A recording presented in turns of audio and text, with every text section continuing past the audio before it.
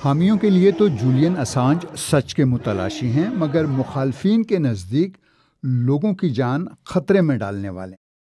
उन्होंने 2010 में हज़ारों खुफिया अमरीकी फ़ौजी और सफारती दस्तावेज़ात शाया करके तहलका मचा दिया था।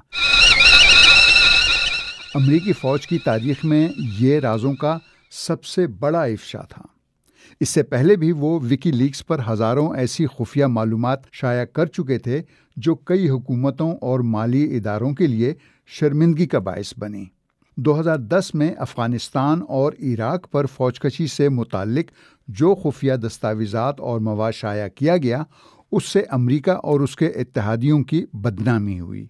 इनमें वो वीडियो भी शामिल थी जिसमें 2007 में अमरीकी फ़ौजी हेलीकॉप्टर से फायरिंग में शहरी मारे गए थे। अगरचे अमरीका ने उन पर आयद क्रिमिनल चार्जेस का ऐलान 2019 में किया, मगर असांज की कानूनी जंग 13 साल लंबी है।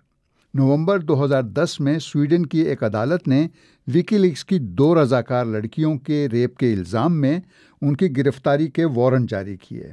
असांज ने कहा कि ये एक चाल है ताकि उन्हें अमेरिका के हवाले किया जाए, जो उन पर विकीलीक्स के मामले में मुकदमा चलाना चाहता है। उस वक्त वो बरतानिया में थे। पुलिस ने यूरोपीय वारंट के तहत उन्हें दिसंबर 2010 में गिरफ्तार किया, मगर जमानत हो गई।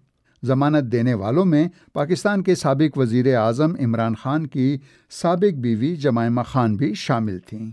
मगर जमानत करने वालों को ज़रे ज़मानत के बड़े हिस्से से उस वक्त महरूम होना पड़ा जब बरतानवी अदालत ने असांज को स्वीडन के हवाले करने का हुक्म दिया।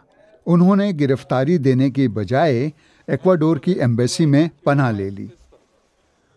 एक्वाडोर ने अप्रैल 2019 में पनाह वापस ले ली तो बरतानवी पुलिस ने उन्हें गिरफ्तार कर लिया।